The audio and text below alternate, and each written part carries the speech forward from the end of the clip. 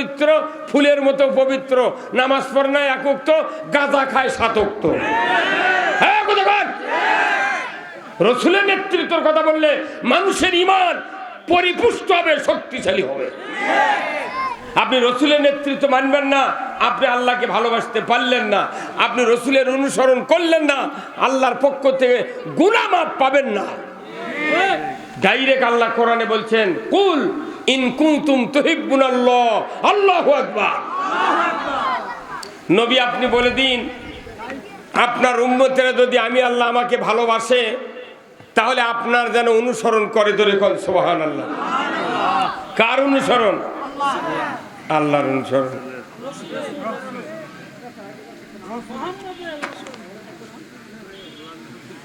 আল্লাহ নিজে রসুলকে বলতে বলেছেন, আপনার উম্মতদেরকে বলে দিন, মানে আমাদেরকে বলার কথা বলছেন কে? আল্লাহ বলছেন, নবী আপনার উম্মতকে বলে দিন, তারা যদি আমি আল্লাহ আমাকে ভালোবাসতে চায়, কাকে?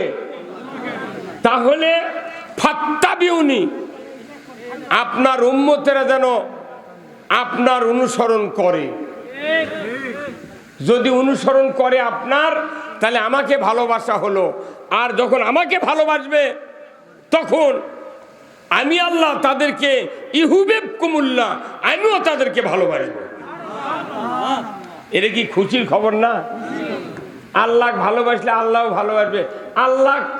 আল্লাহ যাকে ভালোবাসবে তার ভাগ্যটা প্রসন্ন। ধরে বল ঠিক কিনা?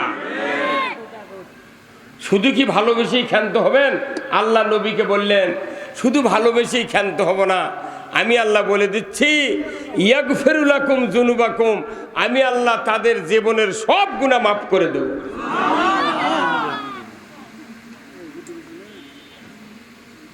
মস্ত বিপদ ফেলে দিলে আর আমাদের। হ্যাঁ, ওই ফ্যানটা আসছে, কিছু সাউন্ড হবে না তো।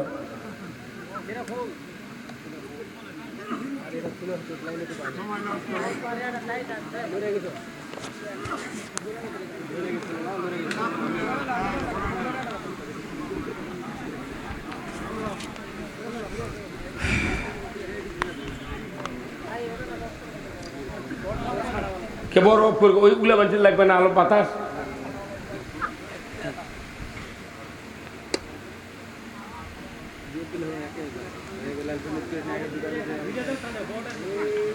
ভাই একটু থামেন তোরা।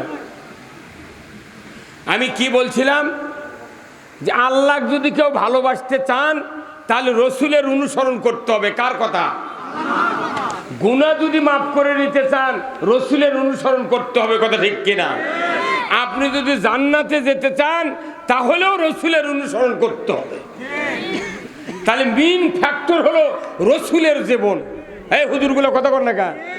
মেইন ফ্যাক্টর কি? রসুলের জীবন। রসুলের জীবন যার জীবনের সাথে মিল খাবে, সেই ব্যক্তি যাবে জান্নাতে। রসুলের জীবনের অর্থনীতি, সমাজনীতি, রাজনীতি, পারিবারিক নীতি, যুদ্ধনীতি, ব্যবসার নীতি, বৈবাহিক নীতি, যত জীবনের নীতি আছে রসুলের জীবনের সাথে পুরাটা আমাদেরও জীবন ওই নীতিতে চালাতে হবে। রসুল চালাতে সুদবিহীন নীতি, আর আমাদের দেশের সুদের কিস্তি চলিচ্ছে। কোন পাগল কয় জান্নাত দিবি আমাকে? এত নেতৃত্ব আমরা মানি, রসুলের নেতৃত্বের কথা বললি কেউ কেউ মনে মনে কয়, তাহলে হুজুর এখন রাজনীতি শুরু করলো। তুই রাজনীতি করবো, আমার করলে অসুবিধা কি? হ্যাঁ কথা বলে, তুই মানুষের আইন দিয়ে রাজনীতি করছ, আর আমরা আল্লাহর আইন দিয়ে রাজনীতি করতে চাই। আল্লাহর আইনের রাজনীতি ছাড়া জান্নাতে যাওয়া যাবে না। কেউ যদি জান্নাতে যেতে চায়, রাজনীতি করে জান্নাতে যেতে হবে। কেউ যদি জাহান্নামে যেতে চায়, রাজনীতি করে জাহান্নামে যেতে হবে। এখন বর্তমানে পৃথিবীতে মানুষের নেতৃত্বে মানুষগুলিকে ভালো বানানো হচ্ছে, মানুষের নেতৃত্বে মানুষগুলিকে খারাপ বানানো হচ্ছে। তাহলে এই নেতাকে যদি পরিণতি, লাস্ট পরিণতি কি হবে, এটা কোরআনে আছে না নাই? হ্যাঁ, তাহলে আগে নেতাকে বোঝা লাগবে কোন লাইনে নেতৃত্ব দিতে হবে। কতক্ষণ ওই যে মহিলারা বলে, বুঝছেন, ওই যে বাড়ি ঘর লেপে না ভাই মহিলারা, দেখবেন সারা বাড়ি লেপে আছে দুয়ারের কাছে কাঁদো। যদি আল্লাহ রসুলের নিয়মে নেতৃত্ব দেওয়া না হয়, সারা জীবনের সব আমল ব্যথা। দেখে সারা ঘর লেপে আছে দরজার কাছে কাঁদো, সারা জীবন নেতৃত্ব দিয়ে আছে, একে জীবনের শেষ মুহূর্তে জাহান্নামের ডালি লিয়ে জাহান্নামে যেতে হবে। আমরা কি জাহান্নামে যেতে চাই? যেতে চাই? দুনিয়াতে যদি বলা হয় কে কে জাহান্নামে যাবেন হাত তোলেন, হিন্দুরাও হাত তুলবে না, ওরাও জানে স্বর্গ আর নরক। ইমানদারের জন্য জান্নাতে যাওয়া এত সহজ, খালি রসুলের নেতৃত্ব মেনে নিলেই আপনি জান্নাতে যাবেন। কিন্তু সব নেতৃত্ব মানবো, রসুলের ডাক কলি লাখত গন্ধ লাগে না। আপনি আগে এই দুটা জিনিস বোঝেন, আল্লাহর আনুগত্য, রসুলের নেতৃত্ব। সেই রসুল 12.5 লক্ষ বর্গ মাইলের শাসক ছিলেন, উনি মসজিদে নববীর ইমাম ছিলেন। সেই মসজিদে আজও হাজিরা নামাজ পড়লে 1 রাকাতের বিনিময়ে 50,000 রাকাতের সওয়াব। ওটাও আল্লাহর ঘর। আপনাকে এই গ্রামে যে মসজিদ আছে সেটাও কার ঘর? তো ওখানে 50,000 রাকাতের সওয়াব, এখানে আবার 27 গুণ সওয়াব। কে এখানেও তো 50,000 হওয়া লাগবে, কেন হচ্ছে না? ওই মানের মসজিদ আমরা তৈরি করতে পারিনি। রসুলের মসজিদটা ছিল যে ওখান থেকে রসুল্লাহ কোরআনের বিধান কায়েম করেছেন, নামাজ কায়েম করেছেন, যাকাত চালু করেছেন, অন্যায় বারণ করেছেন, ন্যায়ের আদেশ করেছেন, মদ হারাম করেছেন, জুয়া বন্ধ করেছেন, দুর্নীতি বন্ধ করেছেন, সুদ হারাম করেছেন, চুরি বন্ধ করেছেন, জেনার সঙ্গে সেরা আইন কায়েম করেছেন, সমাজে শান্তির সকল বিধান কায়েম করেছেন, অশান্তি দূর করার সকল বিধান ওখান থেকেই কায়েম করেছেন। তাহলে মূলত মসজিদে নববী শুধু নামাজের জায়গা ছিল না, ওটা একটা জাতীয় সংসদ ভবন ছিল।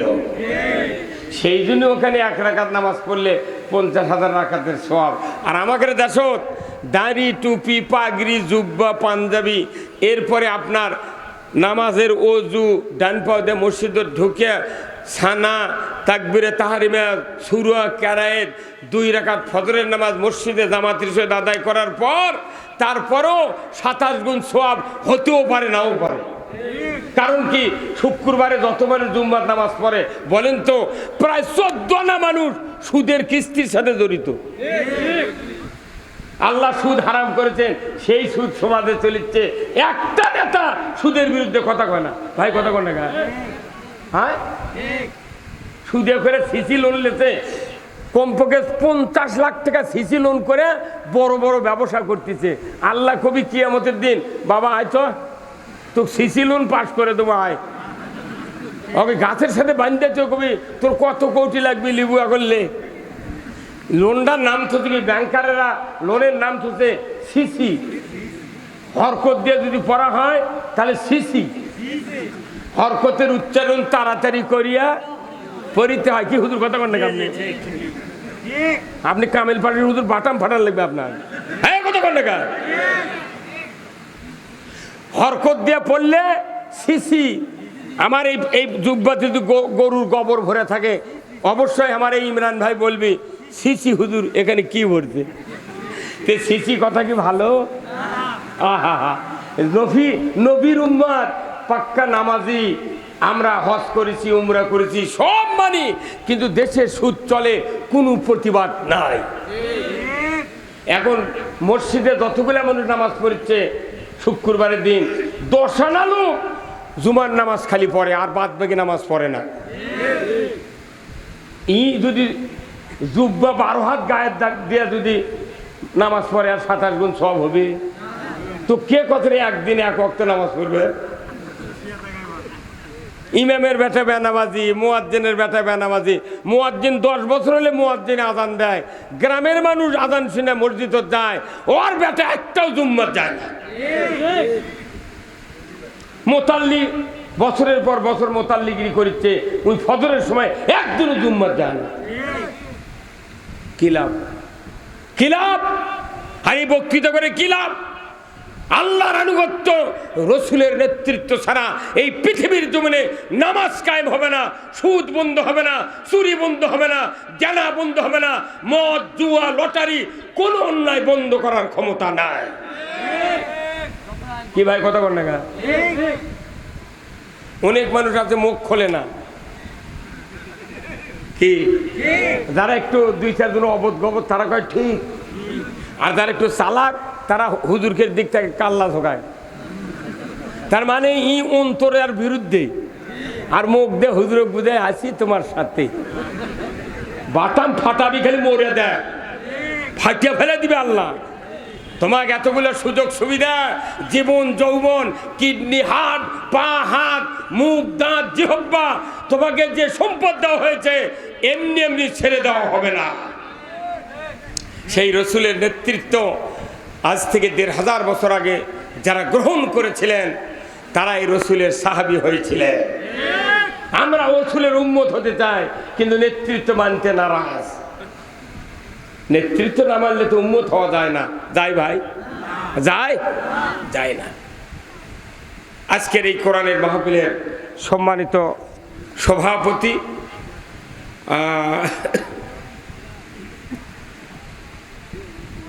অত্র এলাকার কৃতি সন্তান জনাব অ্যাডভোকেট মোহাম্মদ জাহিদুর রহমান জাহিদ, নারায়ণগঞ্জ, ঢাকা। আল্লাহ ভাইজানকে উমরের মতো যোগ্যতা দিক, বলুন আমিন। সহ সভাপতিবৃন্দ 6 জন, জনাব মোহাম্মদ ইশারত আলী মণ্ডল, জনাব মোহাম্মদ ডাক্তার দেওয়ান ইবনে আব্দুল রাব্বি, জনাব মোহাম্মদ আব্দুল মান্নান, জনাব মোহাম্মদ ইবনে জোবায়ের ভুট্টু ভাই, জনাব মোহাম্মদ কাউসার শহীদুল্লাহ ভুট্টু, জনাব মোহাম্মদ আব্দুল খালেক। এই 6 জন ভাইকে ইসলাম, কোরআন এবং দিন বোঝার তৌফিক দান করবেন আমি। আজকের মাহফিলের সম্মানিত প্রধান অতিথি, বিশিষ্ট রাজনীতিবিদ, বিশিষ্ট সমাজসেবক, বিশিষ্ট ব্যবসায়ী জনাব মোহাম্মদ আনিসুর রহমান, সাবেক চেয়ারম্যান, দুবলহাটি ইউপি। আল্লাহ ভাইজানকে মানুষের দরজায় দরজায় শান্তির বার্তা পৌঁছে দেওয়ার তৌফিক দান করবেন আমিন। আজকের মাহফিলের সম্মানিত মেহমান 8 জন, আল্লাহ সকলকে দ্বীনের পথে কবুল করুন আল্লাহ, জোরে বলুন আমিন। আজকের মাহফিলের বিশেষ অতিথিবৃন্দ অনেকগুলি, আল্লাহ সকলকে ইসলাম বোঝার তৌফিক দান করুন, বলুন আমিন।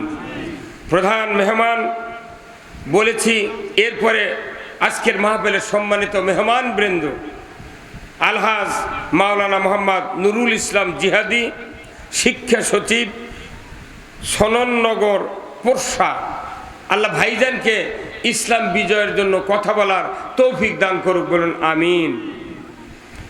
হাফেজ কারি মোহাম্মদ মহসিন হোসাইন, পেশ ইমাম ও খতিব, হারিয়াগাছি উত্তরপাড়া জামে মসজিদ। আল্লাহ ভাইজানকেও দিনের জন্য কবুল করুক, বলুন আমিন। মঞ্চে বসা সুধীবৃন্দ, সামনে বসা মুরব্বিনে কেরাম, হাজী সাহেবগণ, বিভিন্ন মসজিদের ইমাম, মুয়াজ্জিন, মুক্তাদি সহ বিভিন্ন রাজনৈতিক দলের নেতৃবৃন্দ, যুবক ভাইরা, প্রাইমারি, মাদ্রাসা, হাই স্কুল, কলেজের শিক্ষক মহোদয়গণ, ছাত্র ভাইরা, পর্দার অন্তরালে হাজারো মা বোনেরা, আজকের এই মাহফিলে উপস্থিত কচি কাচারা এবং প্রচার মিডিয়ার সম্মানিত মাইকালা এবং ভিডিওম্যান ভাইয়েরা, সবার প্রতি আমার সালাম। আসসালামু আলাইকুম ওয়া রাহমাতুল্লাহি ওয়া বারাকাতুহু। কেমন আছেন আপনারা? আমার কথা কি শুনতে পাচ্ছেন? বোঝা যাচ্ছে? আলহামদুলিল্লাহ। আমরা কিছুক্ষণ সময় আল্লাহর পথে ব্যয় করব, যখন আল্লাহুম্মা আমিন। কিছুক্ষণ সময় উঠতে উঠতে অনেক দেরি হয়ে গিয়েছে। যে যাই হোক, আমি আপনাদেরকে যে কথাগুলি বলছিলাম, আল্লাহ তাআলা কোরআনুল কারীম নাজিল করেছেন। বিভিন্ন ইবাদত মানুষের কাছ থেকে আল্লাহ পেতে চান, জোরে বলুন ঠিক কিনা? মানুষ আর জিন, এই দুটা মখলুকাত পৃথিবীতে আল্লাহ পাঠাচ্ছেন শুধু একমাত্র গোলামি করার জন্য, কথা ঠিক কিনা? আল্লাহর ভাষায় বলেছেন, ওয়ামা খলাকতুল জিন্না ওয়াল ইনসা ইল্লা লিয়াবুদুন। মানুষ আর জিনকে আল্লাহ সৃষ্টি করেছেন আল্লাহর গোলামি করার জন্য, ইবাদত করার জন্য। জোরে কোন আল্লাহু আকবার। জিনকে তো আমরা দেখতে পাই না, জিনের মসজিদ পাওয়া যায় না, চলতে পাওয়া যায় না, হাট নাই, বাজার নাই, কোথায় থাকে আল্লাহ ভালো জানে। বর্তমানে পৃথিবীতে আমরা জিনকে যেহেতু চোখে দেখতে পারি না, ওদের ব্যাপারে আল্লাহ ফয়সালা করবে। কিন্তু আমরা যারা মানুষ, মানব জাতি আছি, আমাদের উপর দায়িত্ব আল্লাহর গোলামি করতে হবে। এখন গোলামি এই যে কয়েকদিন আগে 1 মাস করলাম, সেই মাসের নাম কি? কয়েকদিনে 1 মাস গেল, এবার 30 দিন হতা। এই হুজুর কি রে, 29 দিন হতে রোজা, 33 দিন কওকে, এটা গোনা দিন। 29 দিনে 1 মাস ইবাদত গেছে। সুবহানাল্লাহ। রোজার ইবাদত কয় দিন? 1 মাস 29 দিন ধরেন, হয় 30 দিনে মাস কিংবা 29 দিনে মাস, আরবি মাস। রোজা 1 মাস। আচ্ছা, এরপরে হজ করলে কয় মাস? 1.5 মাস, 54 দিন। কথা ঠিক কিনা? আপনি হজে যাবেন, 54 দিনে হজ শেষ হয়ে আসবে। উমরাত যাবেন 15 দিন। কয় দিন? 15 দিন। আপনি কুরবানি করবেন, একটা গরু খাসি জবাই করতে 10 মিনিট লাগে। আপনি নামাজ আদায় করবেন, 24 ঘন্টার মধ্যে 1 ঘন্টা লাগে নামাজ আদায় করতে।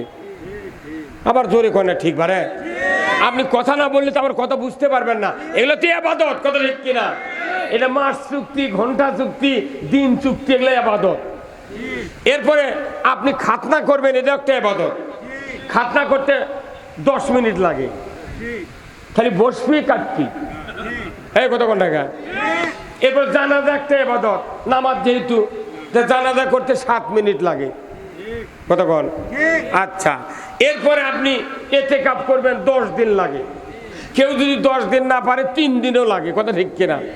এরপরে আসেন, আপনি যে ইবাদত করবেন নামাজ, তার জন্য অজু করাও ইবাদত। অজু করতে 10 মিনিট লাগে, পবিত্রতা সারে অজু করতে 10 মিনিট। এমনি করে দেখা যায় যত ইবাদত আছে সব মাস চুক্তি, দিন চুক্তি, 1.5 মাস, 15 দিন, 1 ঘন্টা, 10 মিনিট, 7 মিনিট, এইভাবে হাজারো ইবাদত আছে।